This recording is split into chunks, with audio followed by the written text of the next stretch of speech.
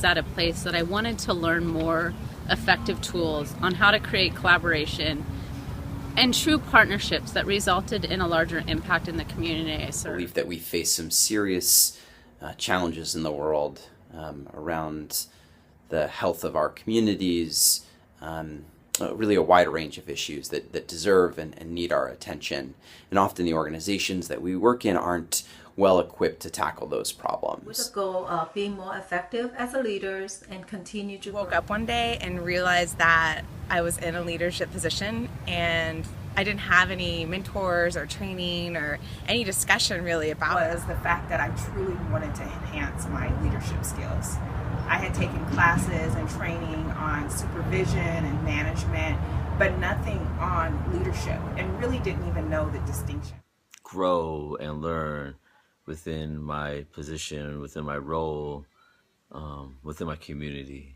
I didn't have the skills, at least the skills to deal with the bigger picture and to lead the program and the ideas and values behind it.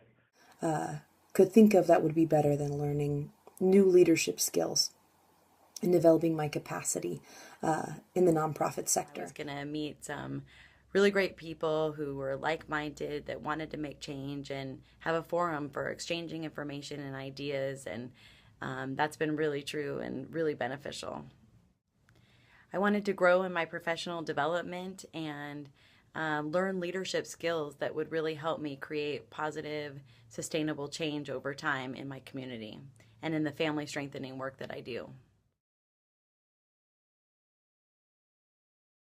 I learned to do everything with intention and do not be afraid to fail.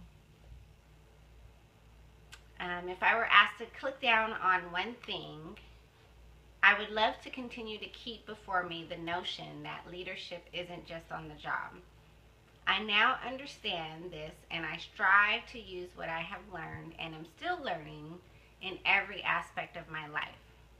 Clicking down on the question of how I live my life and why I do the things that I do will continue the growth in me and staying focused on my core values at all times. Particular Dave Logan and tribal leadership, and specifically the different levels of organizational contentedness, I guess you'd say, leading up to sort of the highest level, and that is where life is great.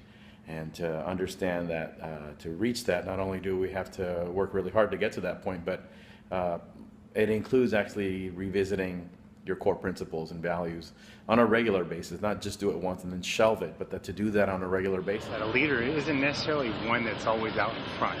And that's why I thought, as an elected official, I had to be the loudest. I had to be the one with the spotlight on, but that's not the case.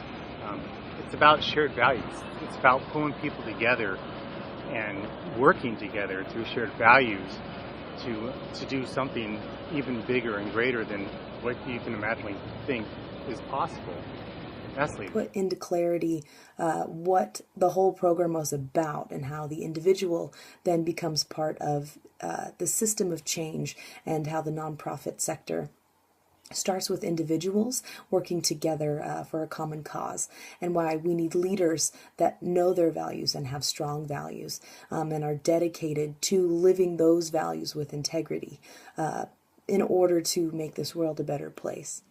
You learn how to be a good leader every day, and you model the way. But if you want to be a great leader, you reveal that guiding light that is your vision and create a space and inspire others to learn and grow and reach their potential. A lot of times we have the conversation about where do we see ourselves in the next 10 years? And this really shifted the mindset to, if you don't do anything, what does the 10 years look like? And are you satisfied with it?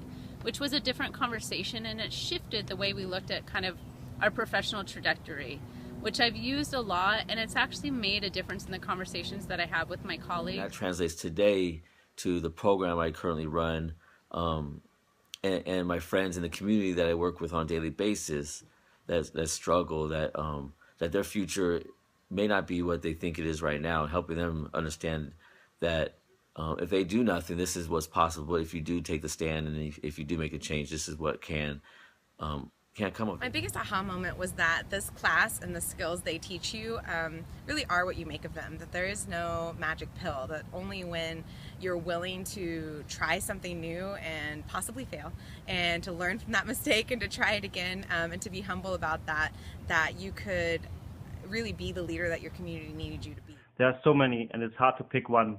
But if I have to, it would be the thought about leadership is storytelling. Storytelling is leadership.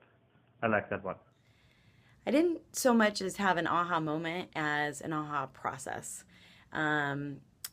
Taking the time to reflect on my values and who I am and how I want to serve my community was really invaluable. It's a skill that I learned that I'm going to really take with me throughout my career and my life to really make sure that my values are aligned with what I'm doing. Learning that my personal values really do affect my work, and that in order for me to be an effective leader, it is necessary to bring my values into my work. That understanding and that alignment around those values is not only useful but essential for building an organization that can tackle the serious problems we face, whether it's around children's health, whether it's around families. These problems we work on in our daily lives can't be tackled until we figure out how to make our organizations come together and align around those values, and then make really strategic decisions based on those values. Coaching sections is really helped me more confident each time. I realized that successful people and good leaders have coaches. It sounds so basic, but that piece of knowledge really shifted my thinking. All this time I had assumed that if I did X better or mastered Y, I would be a better leader. But it's not a single destination or a class. It's a continual process of learning, doing, reflecting over and over. And coaching has been crucial to my ability to put the learning into action, reflect on it, and do it better. Okay to reinvent the wheel if we think there's a better wheel to be made. And when you look at organizational and community change in that lens, the possibilities are endless, and it's exciting. To bring clarity in my own life, whether it was a professional struggle that I was dealing with or a personal one. It just seemed to really bring everything home and hit right to the heart of things. And I left feeling so invigorated. I left feeling so inspired and feeling like I knew a little bit more about me. How the future will change? All I know is that my organization and I will be better for it. But how? I don't know. And that's the beauty of it. If I learn anything in this program is that I cannot let my future be just a linear extrapolation of what I know, what I do, or where I am today. So for now, I'm just going to dwell in that possibility. I will continue to apply all what I learned from these programs and expand it to many more, and to ensure that we all grow, we all healthier and live better. I've focused on the type of leader I want to be and really applied the skills. I've been truly surprised by the positive impact that I've seen in both me and my work and my community. I know it sounds really cliche, but I feel like I finally have the tools to achieve anything I put my mind to. How to bring people together when developing and implementing change. Realizing that not everyone is at the same place when we start to recognize that change is necessary, but using the tools as a platform, it allows us to bring people together and then develop a strategy to move forward collectively so that our future has a bigger impact and we're all on board when the change occurs. I don't have to take no for an answer anymore. I can find different ways of doing things, find innovative ways of doing things. I think I'm more confident. I look at the bigger picture differently, focusing on values, getting through the noise, looking at success. What would success look like? And be a better leader, helping people having better access to health. The program has given me the tools, the training, and really the frameworks to make better decisions, but also the flexibility or freedom to really shake things up and challenge where we're headed. I mean, the reality is that the problems we face are so significant and so severe. You know, I didn't come with a college education. I did not come with the wealth of experience in the professional field. I came with short of a community college degree. I came with a high school diploma from juvenile court and community schools in Los Angeles. I come with a prison record, a juvenile hall record, and I come with all that, and I was still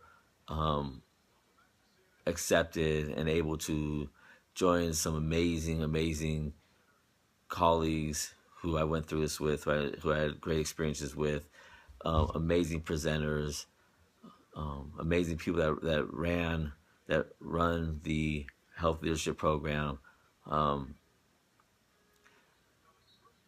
can imagine the gifts I've been given as a result of Sierra Health Foundation. I'm just honored and humbled and grateful for being able to take part in the health leadership program, Cast 11. Thank you, everyone. I love every single one of you.